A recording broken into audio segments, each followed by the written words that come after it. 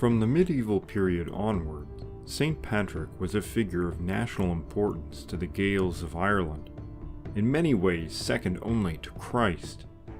He was seen as the bringer of Christianity, but as the long-deceased saint, his scope of influence extended deeper into the political and was used to legitimize laws, customs, and kings. He became associated with many things that were not of Christian origin, and many of his stories are derived from earlier pre-Christian myth. Let's explore some of those tales to better understand them and the saint who adopted them.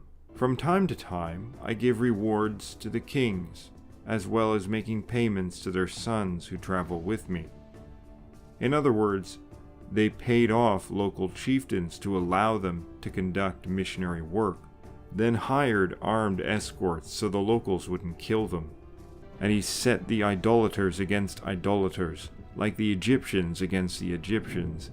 Each man rushed on his fellows, and brother fought against brother, and the chariots and their riders were cast to the ground and overturned, and 49 men were slain, and hardly did the rest escape.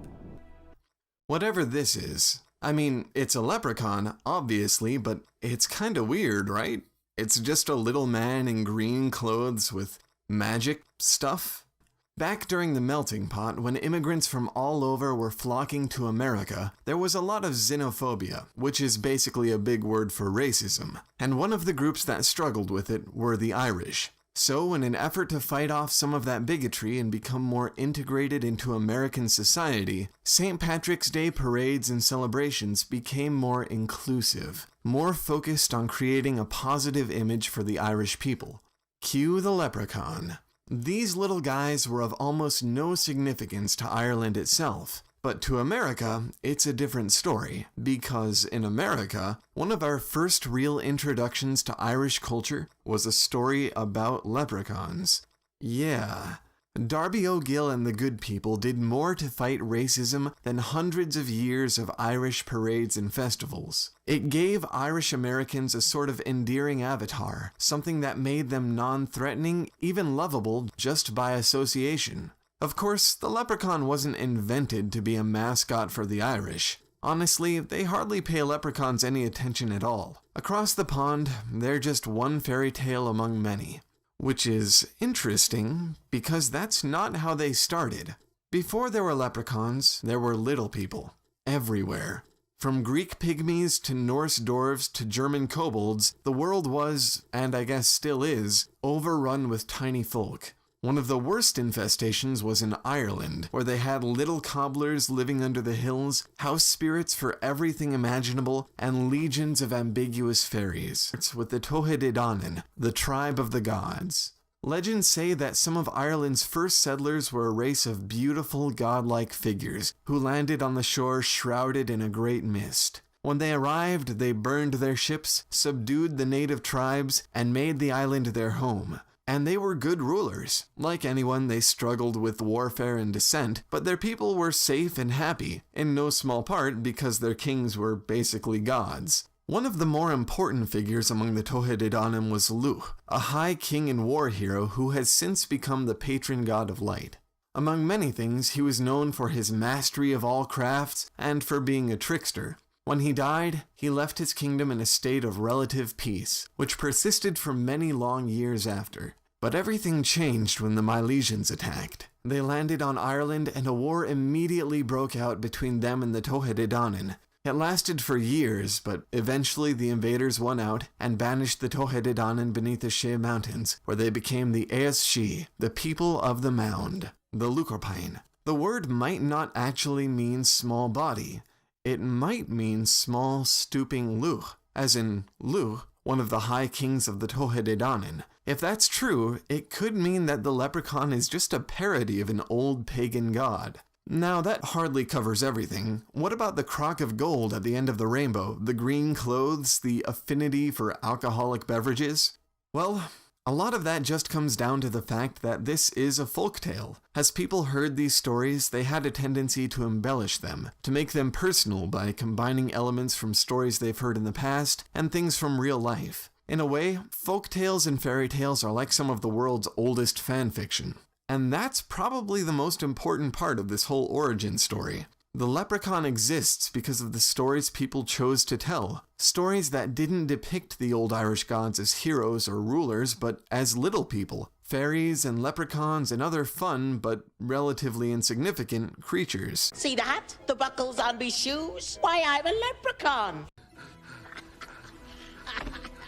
Oh, William. Foolish William. Your shoes are filthy. Hello, how are you, man? Yes, I'm having my rubber shoes cleaned here in Ethiopia, and it's only worth 5 beer. 5 beer. 5 beer is only me first. Look at my shoes, huh? 5 beer is only about 10 pesos. Instead of this guy trying to, ask for money. This is very common here in Addis Baba. Yes. You also want to have yours clean, Cole? Look, very good, huh? Version of what they taught us St. Patrick's was leprechauns, gold coins, being lucky, and a man named St. Patrick's that removed the snakes from the motherland. But of course that was a cover-up, just like everything else they taught us. But basically on this day, a bunch of people that look like me were massacred by a man named St. Patrick. This is a photo of the Twa tribe, okay? These were the first people in Ireland.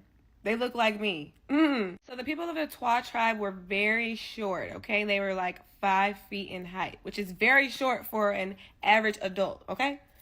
So boom, they journeyed to Northern Ireland very early in its conception, prior to the Roman Catholic Church, right? So they had a cultural, philosophical, and technological impact on the people that were there, and those people were called the Druids. The impact was so heavy that the Druids started trying to wear the same headdress as the Twa tribe, which was, I'm gonna show y'all a picture, hold on. The same headdress that the kings and queens of ancient Kemet Egypt used to wear, baby, okay? So y'all know the Europeans, the Euros, always trying to come hate on us, right? So they had to nip that shit in the bud, okay? The Roman Catholic Church saw the influence was heavy and wanted to come in and either convert them, and if they couldn't convert them, get rid of them. So Saint Ignat Paddywhack came in and put Roman Catholic churches all over Northern Ireland. And in the process of putting those churches up, he was either trying to convert the Twa Druid or get rid of them. Which one did y'all think he did? St. Paddy massacred countless numbers of Twa and Druid people. In the name of the Father, the Son, and the Holy Spirit. I searched high and low for a picture of St. Paddy, and this is one of the ones that I found that was interesting because look at his fingers. Y'all see his fingers? Y'all know what I'm talking about? Y'all see his fingers? If y'all know what I'm talking about, hold on. Look familiar. I'm just saying. We are affiliated with a 501c3 called We Are the 51%. This is based off of all the good people in the world giving extra effort to have a better way of life. You can donate, sponsor, or even make a tax-deductible payment to help these children to get food so no child goes to sleep hungry. How you can help is to go to our website, matt55.com. You go to the bottom right-hand corner of the video, then click the button that says Retail Customers. You can choose either option, the $5 or the $40 donation options. Either click the Add button below the dollar amount of which one that you choose. Then the next page, choose the quantity of the donation amount. For example, if you'd like to donate $1,000, then you can change the quantity amount to $200. Then click the Checkout button in the bottom right-hand corner, and then on the next page, enter your credit card information, name and address. We will send you out a receipt for the amount so you can write this off as a donation on your taxes or also on your business taxes. Remember, our main goal is $1 million to help sponsor 20,000 children. 1 billion people in the world will lose their life due to starvation due to the famine that has already begun by 2025. In case I don't see ya, good afternoon, good evening, and good night. Yeah,